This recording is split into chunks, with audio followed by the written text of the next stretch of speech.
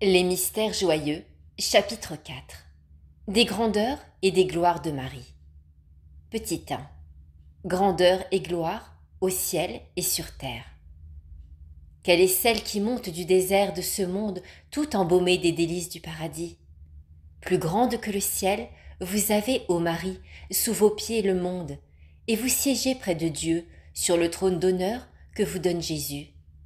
Votre miséricorde qui surpasse toute miséricorde m'attire cependant vers vous, car vous êtes toujours le secours et la consolation de ceux qui souffrent.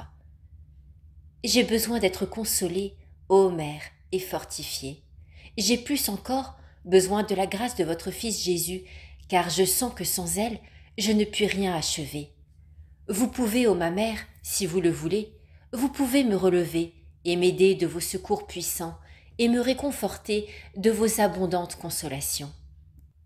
Je me sens environnée de tentations partout. Aussi, je cours à vous, car je sens que près de vous je trouve le secours en même temps que la pitié. Petit 2. Conditions à remplir pour mériter ces faveurs. Et si je puis approcher de votre majesté et vous saluer avec révérence et honneur, je sens aussi qu'il me faut approcher avec amour. Il n'est point de louanges que je puisse vous offrir, mais plutôt des supplications que j'ai à vous présenter. Celui qui veut s'approcher de vous avec irrévérence sera confondu. Je veux donc aller à vous, ô Mère, avec confiance, avec respect, avec humilité, afin de mériter votre clémence et votre secours. Oui, c'est avec respect, avec amour et confiance que je viens, ô Marie, vous offrir à mon tour la salutation que l'ange vous offrit à genoux. Je vous l'offre, les bras étendus et les mains levées. Je vous l'offre des milliers et des milliers de fois, et je demande à tous de vous l'offrir aussi pour moi, car je sais que je ne puis offrir rien de plus doux. Petit 3. Prière pour demander de ne pas être oublié par elle. Ô Mère, aimée plus que toutes les mères, ô Marie, si parfois j'ai pu vous oublier, je le regrette et le pleure aujourd'hui. Mais vous, ô, ne m'oubliez pas, vous qui seul avez enfanté la miséricorde en enfantant Jésus. Je vous salue à genoux, je m'incline devant vous, je joins les mains et me prosterne à terre afin que vous entendiez avec plus d'amour ma prière. Je dis devant vous et je veux redire toujours, je vous salue pleine de grâce, le Seigneur est avec vous, vous êtes bénie entre toutes les femmes. Ô Mère, et Jésus, le fruit de vos entrailles, est béni. Soliloque de l'âme, chapitre 23. Homélie de l'éminente dignité de la Mère de Dieu. La dignité d'une personne ou d'un être se mesure à sa fonction. Or, il n'est point sur terre, ni même dans le ciel, de fonction égale à celle de la maternité divine de Marie. Marie est vraiment Théotokos, mère de Dieu, en même temps que mère du Sauveur, car en Jésus la divinité et l'humanité sont unies substantiellement. Il n'est donc point de dignité supérieure à la dignité de Marie.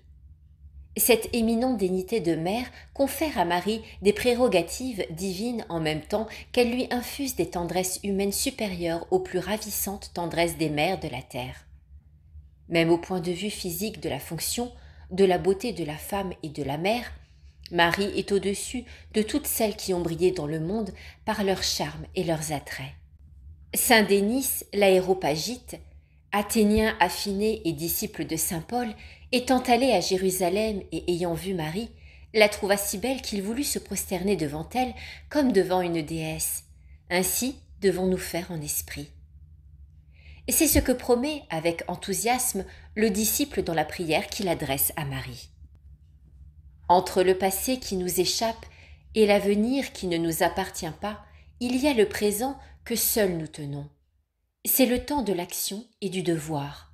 Le bien employé, c'est embellir sa vie. Le gaspiller, c'est mourir avec lui.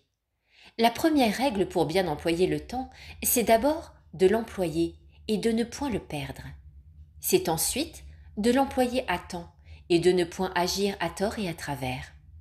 C'est enfin de l'employer utilement et non point sans but et sans règle. Ne rien ajourner, Ne rien remettre à plus tard. C'est le secret par excellence de la réussite. Marie, ici encore, peut nous servir de modèle. Elle fut par excellence la mère forte et la maîtresse diligente dont parle l'Écriture. Elle réalisa avec perfection la devise des nobles romaines. Nomi mensit, lanam fecit. Marie, en effet, fut à la fois israélite par la naissance et romaine par l'adoption.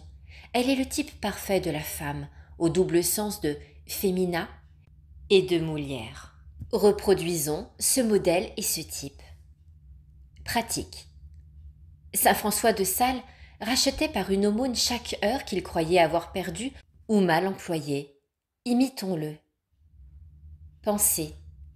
La pensée de Marie est une consolation et une protection.